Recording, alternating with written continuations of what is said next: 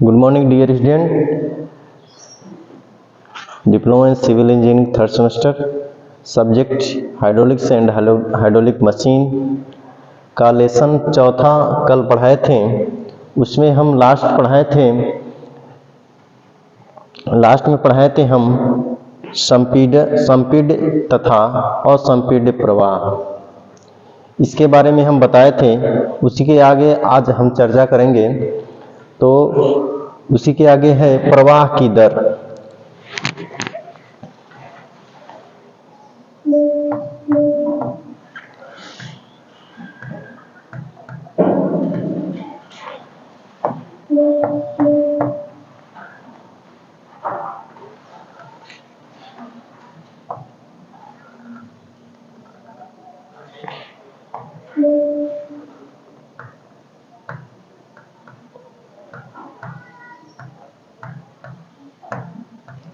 प्रवाह की दर या विसर्जन कहते हैं,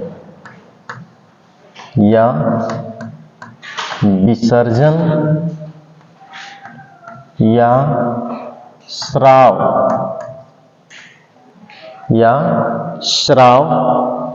कहते हैं। यानी rate of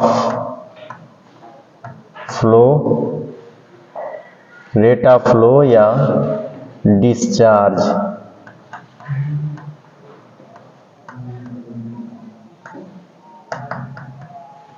rate of flow या डिस्चार्ज कहते हैं।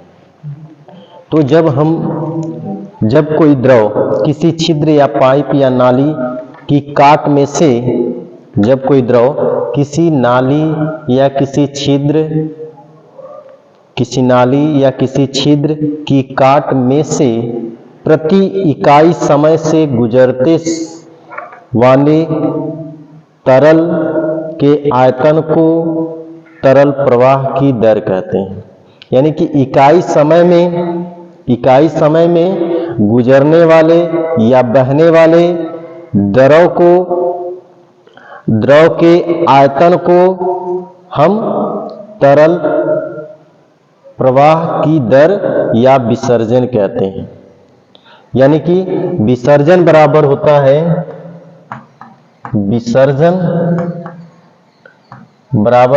है आयतन बटे समय। यानी इकाई समय में गुजरने वाले तरल के आयतन की दर को तरल प्रवाह की दर कहते हैं। समझ में आई बात? यानी तरल के आयतन को तरल प्रवाह की दर या विसर्जन या स्राव कहते हैं। तो विसर्जन बराबर होता है आयतन बटे समय। यहाँ पे विसर्जन को हम कैपिटल Q से प्रदर्शित करते हैं, आयतन को कैपिटल V से और समय को T से प्रदर्शित करते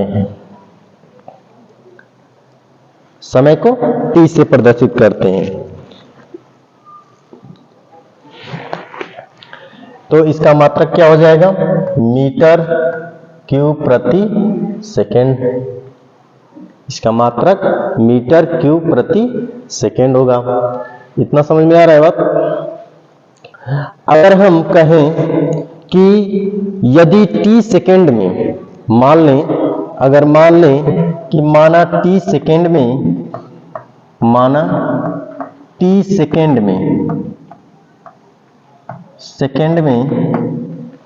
अगर कहें कि t सेकेंड में टंकी में एकत्र द्रव का भार अगर आ रहा है W,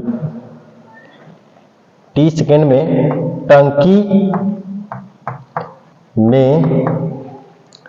टंकी में एकत्र द्रव का भार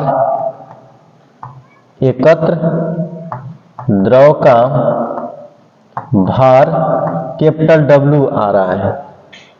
कैपिटल W न्यूटन है। तो न्यूटन है और द्रव का जो घनत्व होगा, द्रव का घनत्व जो है रो होगा। अगर इतना है, मान लेते हैं कि 30 सेकंड में टंकी में एकत्र द्रव का भार अगर W न्यूटन और द्रव का घनत्व जो है रो आ रहा है, तो विसर्जन जो होता है, तो विसर्जन बराबर हो जाएगा, विसर्जन बराबर W यानी कुल द्रव का भार, टंकी में एकत्र द्रव का भार बटे रो जी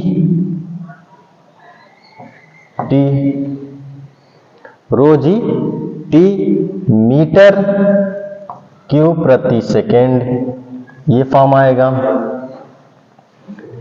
बात समझ में आ रही है?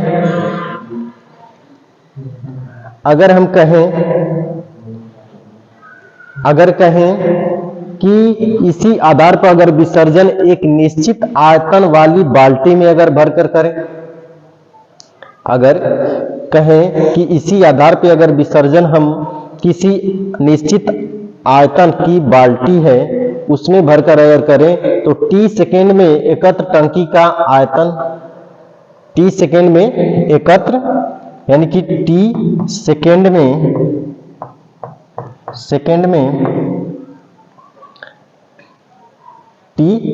में टंकी में एकत्र द्रव का आयतन, टंकी में एकत्र द्रव का आयतन अगर भी है तो डिस्चार्ज बराबर हो जाएगा Q अपान V अपान T मीटर क्यूब प्रति सेकेंड। समझ में आ रही बात? कि अगर हम टंकी में एकत्र द्रव का अगर आयतन में जब लेते हैं तो डिस्चार्ज क्या हो जाएगा, V अपान T हो जाएगा। अगर T सेकेंड में टंकी में एकत्र द्रव का भार के रूप में अगर ले रहे हैं तो विसर्जन कैपिटल W अपान रो जी टी हो जाएगा। ठीक है। अगर हम कहें इन दोनों से देखा जा रहा है तो दोनों का मान क्या है, विसर्जन जो है दोनों समान ही है, दोनों का विसर्जन समान आ रहा है। लेकिन अगर कहें कि मान लेते हैं कि किसी पाइप में कोई द्रव पूरा भरकर भी गति से बह रहा है, अगर कोई टंकी है मान लेते हैं, नहीं सॉरी, कोई पाइप है मान लेते हैं, माना कोई पाइप है और उसमें कोई द्रव पूरा भरकर बह रहा है और साथ साथ में द्रव का प्रवाह अस्तरी हो रहा है। जैसे अगर कहें कि द्रव का जो प्रवाह हो रहा है वह अस्तरी हो रहा है, इस टाइप का हो रहा है, ऐसे हो रहा है, ये टंकी है और प्रवाह जो है ऐसे हो रहा है, ये इस टाइप का प्रवाह हो रहा है। यानी कि ये कोई पाइप है, ये पाइप है और प्रवाह जो इस टाइप से हो रहा है, अस्तरी हो रहा है। जब प्रवाह अस्तरी हो रहा है, इस टाइप से अस्तरी हो रहा है प्रवाह, तो यहां से यहां तक मान लेते हैं, जब प्रवाह अस्तरी हो रहा है तो इसमें देख रहे हैं कि 1 सेकंड में यानी इकाई सेकंड में भी दूरी तय करेगा। मान लेते हैं जो दूरी है, जो गति है, भी दूरी चलकर काट यन पर पहुंचता है। मतलब मान लेते हैं कि यहां से एक काट यम है और एक काट यन है। मान लेते हैं कि कुछ समय यानी कोई भी टी समय में यहां से यहां तक इसको पहुंचने में समय लग रहा है, तो हम इस अनुप्रस्थ काट का जो क्या करेंगे, हम क्षेत्रफल निकालेंगे, इस पाइप का क्षेत्रफल निकालेंगे। तो इस पाइप का क्षेत्रफल मान लेते हैं, माना अगर यदि कहें कि यदि पाइप के अनुप्रस्थ काट का क्षेत्रफल पाइप की काट का क्षेत्रफल स्मॉल a है, तो पाइप की जो द्रव की दर जो है, यानी कि विसर्जन कितना होगा, तो विसर्जन बराबर हो जाएगा A इंटू भी, A इंटू भी हो जाएगा। यहां पे जो विसर्जन होगा वह यह होगा, ठीक है। अगर कोई पाइप में अगर फ्लो करेगा तो t सेकेंड में, मतलब 1 सेकेंड में कितना द्रव फ्लो किया, तो डिस्चार्ज बराबर एरिया गुणे उसके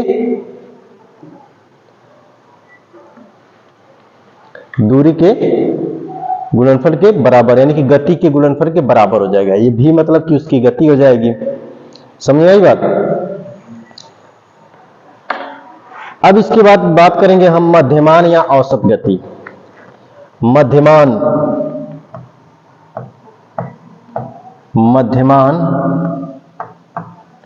या औसत गति। मीन या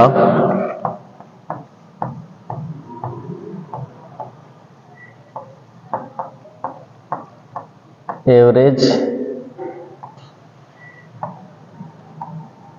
स्पीड, मीन या एवरेज स्पीड नहीं, वेलोसिटी कहेंगे, गति यहां पे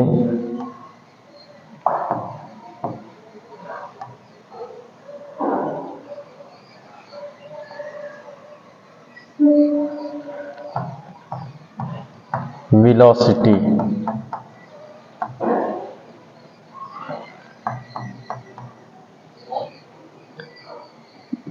अब यहां पे देख रहे हैं कि जब कोई द्रव बहता है, तो द्रव की श्यानता जो है, द्रव की श्यानता के कारण उनके कणों में आपस में घर्षण होता है। जब कोई द्रव बहता है तो द्रव की श्यानता के कारण जो होता है, द्रव के कणों में एक घर्षण होता है, आपस में एक घर्षण होता है। इसके अतिरिक्त अगर देखा जाए तो पाइप या नाली की दीवार के अगर साथ देखा जाए, जैसे जब द्रव बहेगा तो द्रव के कण आपस में घर्षण करेंगे, आपस में द्रव के कण घर्षण करते हैं। लेकिन अगर देखा जाए कि जब द्रव किसी पाइप या नाली की दीवार के साथ ही द्रव कणों का घर्षण होता है, यानी कि इसके अतिरिक्त अगर, मतलब कि ये तो श्यानता के कारण होता है, लेकिन इसके अतिरिक्त भी घर्षण होता है, इसके अतिरिक्त भी घर्षण होता है। और वो घर्षण कहां पे होता है, पाइप या नाली की दीवार के साथ ही द्रव कणों का घर्षण होता है।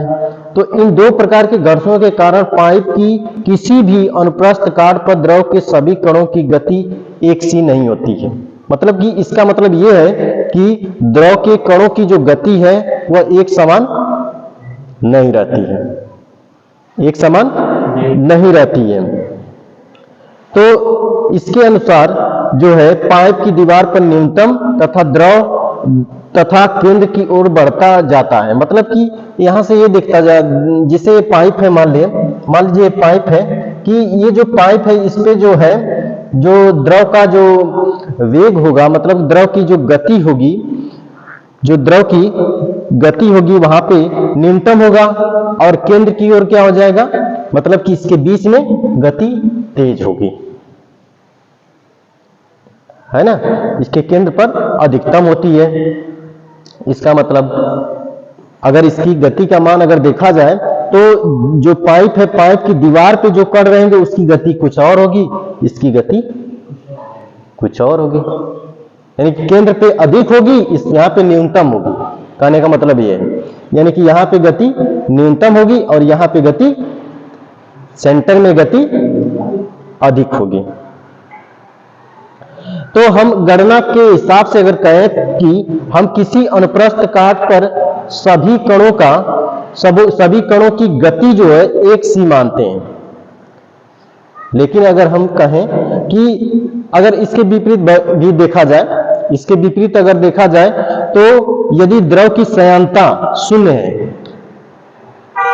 अगर इसके विपरीत देखा जाए कि अगर मान लेते हैं कि द्रव की श्यानता शून्य है और पाइप की दीवार भी घर्षण रहित हो, तो किसी भी काट पर कणों की गति एक सी होती है, लेकिन यह संभव नहीं है। यह संभव नहीं है। मतलब कि अगर कहें हम कि द्रव की जो श्यानता है अगर उसको 0 ले लेते हैं, नगण्य लेते हैं, और पाइप की जो दीवार भी घर्षण रहित अगर ले लेते हैं, अगर कोई ऐसी पाइप ले कि वो घर्षण रहित हो, तो किसी भी काट पर कणों की गति एक सी होगी। जब ऐसी कंडीशन आएगी तो जो गति है, कणों की गति है, वह एक सी होती है, लेकिन ये संभव नहीं है। ये जो है संभव नहीं है कि कोई भी ऐसी पाइप नहीं है कि जिसपे घर्षण न हो। घर्षण तो होगा ही, तो इसलिए ये संभव नहीं है कि एक सी हो, द्रव की गति एक सी हो, ऐसे संभव नहीं है। तो गणना के लिए कहा जाए कि साधारणतः हम किसी अनुप्रस्थ काट पर सभी कणों की गति एक सी मानते हैं, मगर जब हम गणना करते हैं, गणना के लिए करते हैं, तो हमने साधारणतः मान लेते हैं कि अनुप्रस्थ काट, कोई भी अनुप्रस्थ काट है, उस पर सभी कणों की गति एक सी हो जाती है, मान लेते हैं, एक सी मानते हैं, जो कि औसत गति या मध्यमान गति कहलाती है। समझ में आई बात?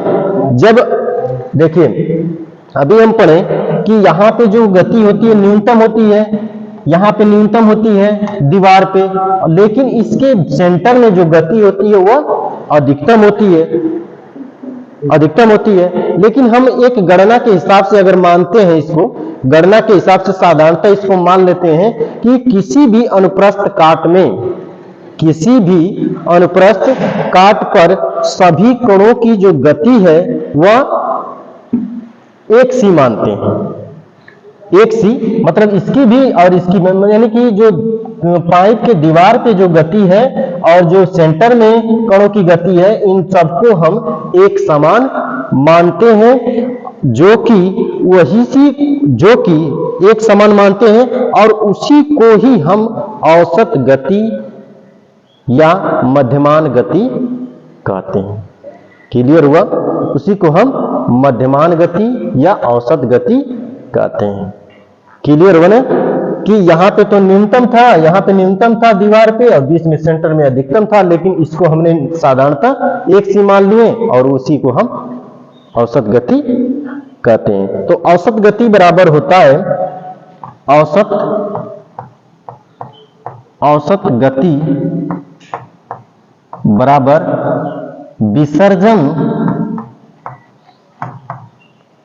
विसर्जन बटे अनुप्रस्थ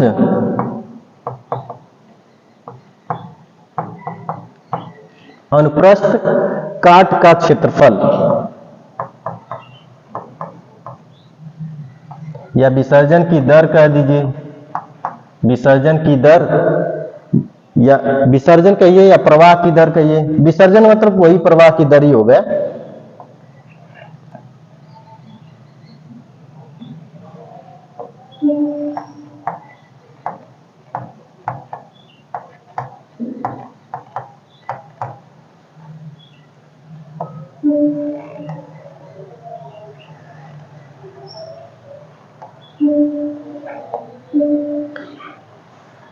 विसर्जन या प्रवाह की दर बटे अनुप्रस्थ काट का क्षेत्रफल। तो विसर्जन की जो दर है वो कैपिटल Q है और अनुप्रस्थ काट का क्षेत्रफल स्मॉल a है और गति स्मॉल v। इसी को हम कहेंगे औसत गति या मध्यमान गति। अब आगे हम पढ़ेंगे कंटिन्यूटी इक्वेशन। कंटिन्यूटी इक्वेशन, सातत्य समीकरण। तो सातत्य समीकरण जो है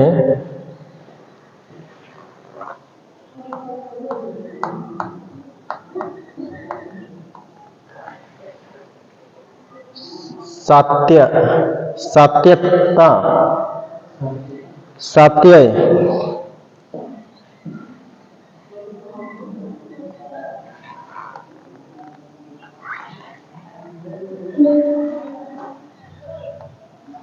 सातत्य, सातत्य समीकरण, सातत्य नहीं, सातत्य समीकरण।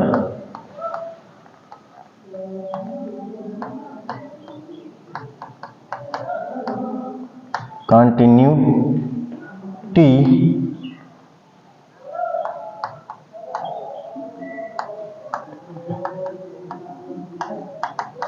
Equation, continuity equation.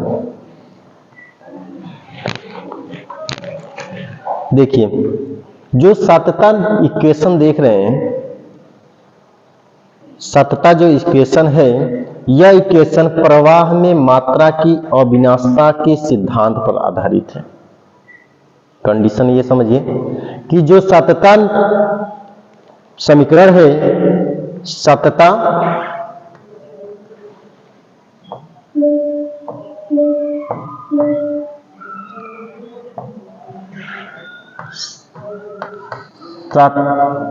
सातत्य समीकरण जो है, सातत्य समीकरण जो है प्रवाह में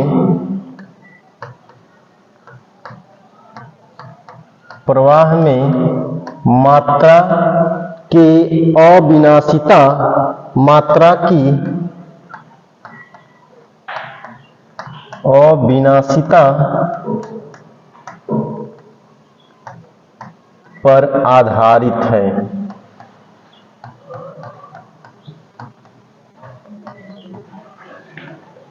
अविनाशिता पर आधारित है या अविनाशिता के सिद्धांत पर आधारित है, ये लिख लीजिएगा यहाँ पे। अविनाशिता के सिद्धांत पर आधारित है, अविनाशिता के सिद्धांत पर आधारित है।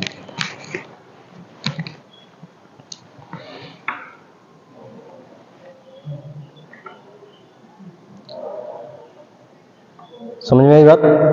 तो कंटिन्यूटी इक्वेशन के अनुसार, कंटिन्यूटी इक्वेशन के अनुसार अपरिवर्तित प्रवाह के लिए किसी पाइप या नाली की प्रत्येक अनुप्रस्थ काट से निश्चित समय में गुजरने वाले द्रव का भार जो है समान होता है। समझ में आई बात? यानी कि कंटिन्यूटी इक्वेशन के अनुसार जो अपरिवर्तित प्रवाह है, अपरिवर्तित प्रवाह जो है के लिए किसी भी पाइप या नाली की प्रत्येक अनुप्रस्थ काट से निश्चित समय में बहने वाले द्रव का भार जो है वह समान होता है। द्रव का भार जो है समान होता है। ये कंटिन्यूटी का समीकरण है, यानी कि इसके अनुसार यही है। यानी कि कहें कि कोई अगर मान ले पाइप है, मान लीजिए कोई पाइप है,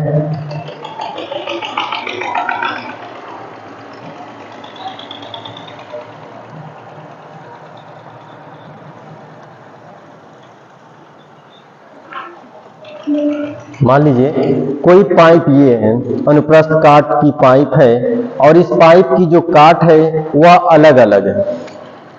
इस पाइप की जो काट कुछ अलग अलग है, जैसे बीच में कुछ ऐसी है, इस टाइप की है,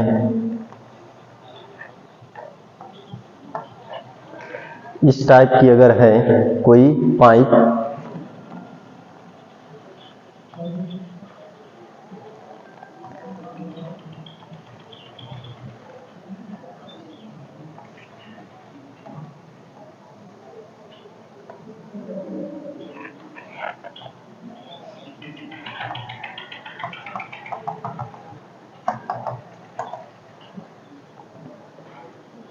इस तरह अगर कोई पाइप मान लीजिए है, तो यहां से पानी फ्लो अगर कर रहा है, यहां से अगर पानी फ्लो कर रहा है, तो मान लेते हैं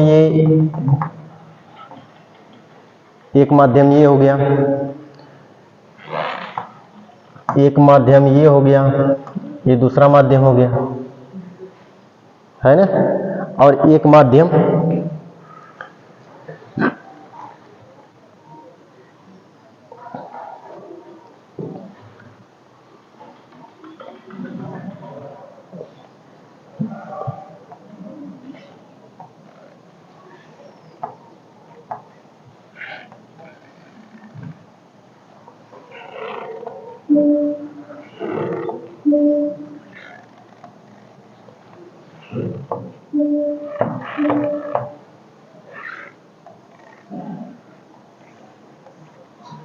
और एक माध्यम ये हो गया।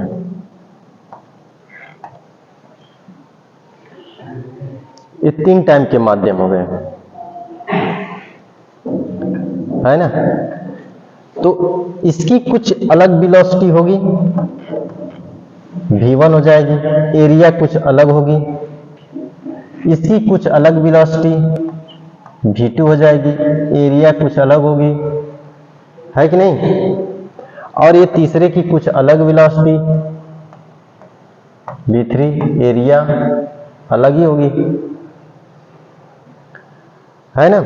तो इस तरह यहाँ पे पानी फ्लो कर रहा है, किसी पाइप में से पानी फ्लो कर रहा है, यानी कि ये पाइप ऐसी है जिसकी काट जो है बदलती है। यहाँ पे कुछ काट अलग है, यहाँ पे कुछ काट अलग है, यहाँ पे कुछ काट अलग है, समझ रहे बात को। यानी कि इसकी शेप जो है कभी चौड़ी है, कहाँ पे पतली हो गई, कहीं और इससे थोड़ी सी मोटी हो गई है।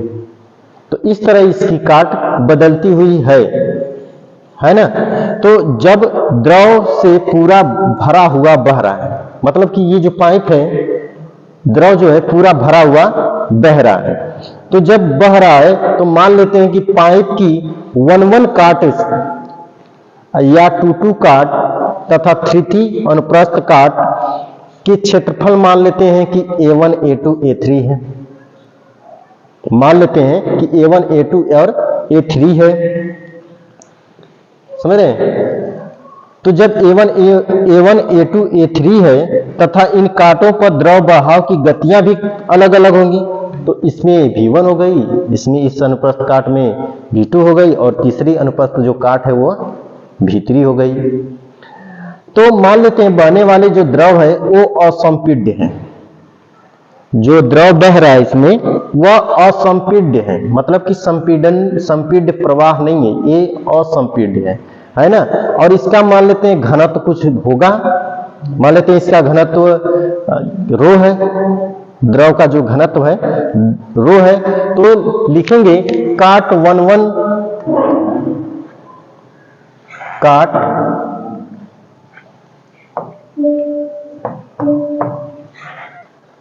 काट 1-1 से 1 सेकेंड में 1 सेकेंड में बहने वाले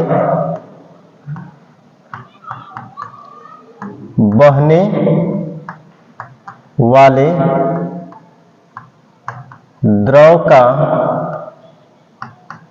भार, 1 सेकेंड में बहने वाले द्रव का भार मान लेते हैं कि रो जी A1 V1 है ना।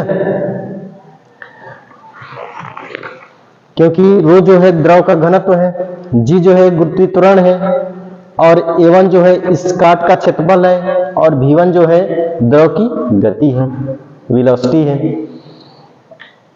इसी तरह काट 2-2 से 1 सेकेंड में बहने वाले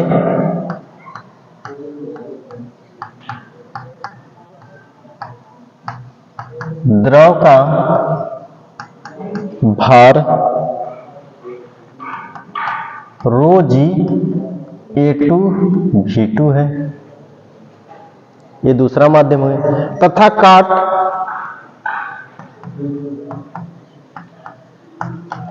3-3 से 1 सेकेंड में बहने वाले द्रव का भार रो जी A3 V3 है।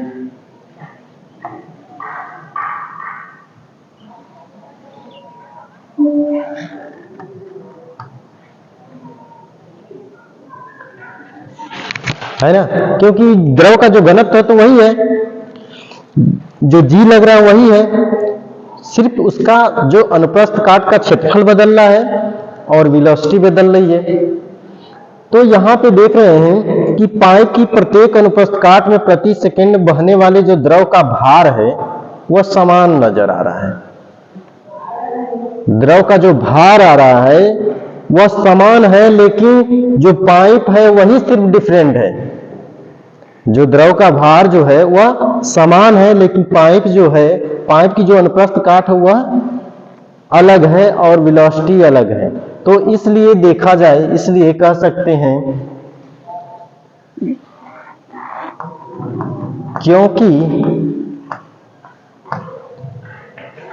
क्योंकि पाइप की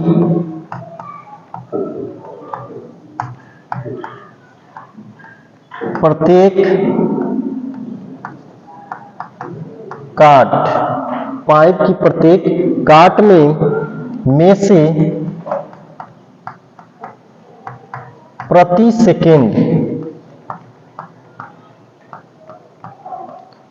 सेकंड बहने वाले द्रव का भार, बहने वाले द्रव का भार समान है।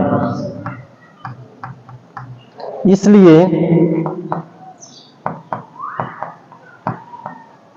जब द्रव का भार समान है तो इसलिए रो जी A1 V1 रो जी A2 V2 रो जी A3 V3 क्या होगा?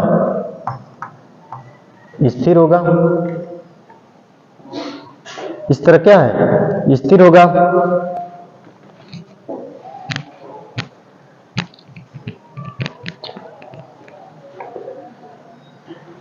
स्थिर होगा, है ना। यानी कि कह सकते हैं स्थिर होगा, या यहाँ पे ये देख सकते हैं कि यहां से देखिए ये सब कैंसिल हो जाएगा, सब में बराबर है तो सब में कैंसिल हो जाएगा। या ये कह सकते हैं A1 V1 A2 V2 A3 V3 बराबर स्थिर, बराबर स्थिर, और या क्यों विसर्जन की दर। यानी कि ये कह सकते हैं कि समीकरण एक, ये जो समीकरण बन रहा है इससे, इस समीकरण एक से कह सकते हैं, यानी कि समीकरण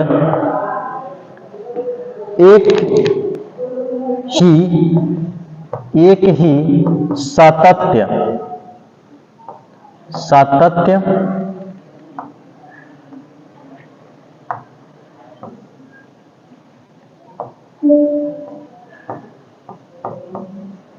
सातत्य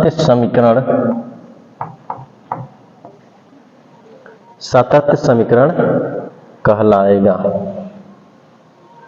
समीकरण एक ही सातत्य समीकरण है।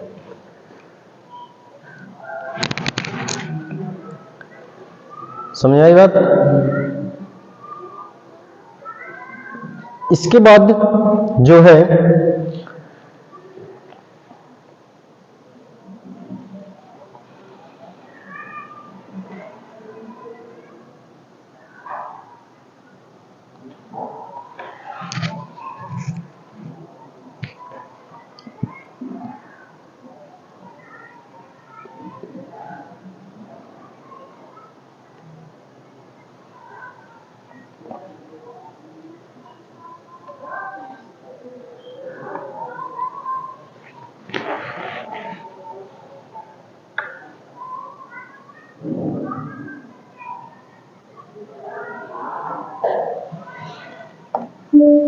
इसके बाद जो है सातत्य समीकरण के लिए प्रतिबंध। सातत्य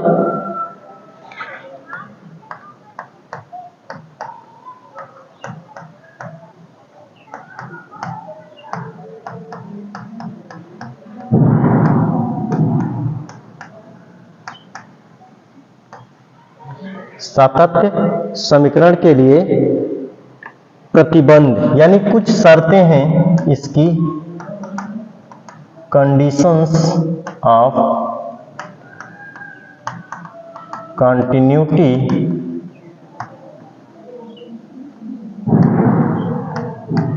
इक्वेशन। कंटिन्यूटी इक्वेशन तो इस यानी कि इससे क्या है कि कुछ ऐसे शर्तें हैं जो कंटिन्यूटी इक्वेशन को संतुष्ट करते हैं। कुछ ऐसी कंडीशन है जो सातत्य समीकरण को संतुष्ट करते हैं, है ना। तो पहली इसकी ये कंडीशन है कि द्रव का जो प्रवाह है वह अपरिवर्तित हो, तभी तो कंटिन्यूटी इक्वेशन होगा। जब प्रवाह अपरिवर्तित रहेगा यानी स्टडी फ्लो होगा, तभी कंटिन्यूटी इक्वेशन होगा। पहली कंडीशन हो गई इसकी। दूसरी कंडीशन ये है कि प्रवाह असंपीड्य हो। प्रवाह जो है असंपीड्य हो, अर्थात प्रवाह के अंतर्गत द्रव के घनत्व में परिवर्तन न हो या द्रव का घनत्व स्थिर हो। समझ में आई बात? तो उसे कहेंगे हम, यानी कि वही कहने का मतलब वही हो गया कि असंपीड्य। असंपीड्य तभी होगा, असंपीड्य होगा तभी कंटिन्यूटी इक्वेशन होगा। दूसरी कंडीशन ये हो गई उसकी।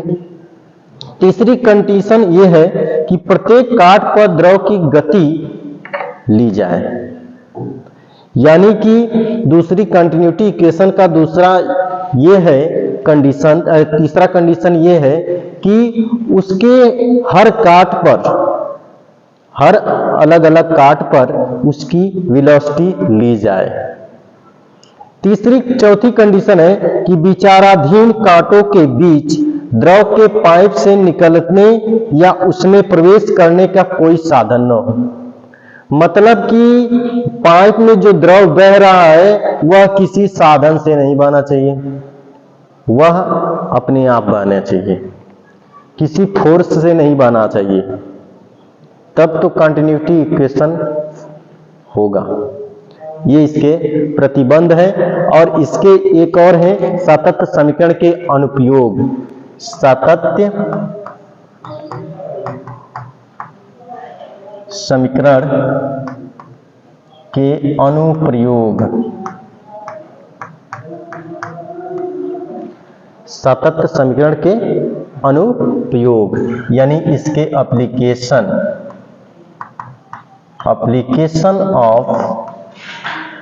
applications of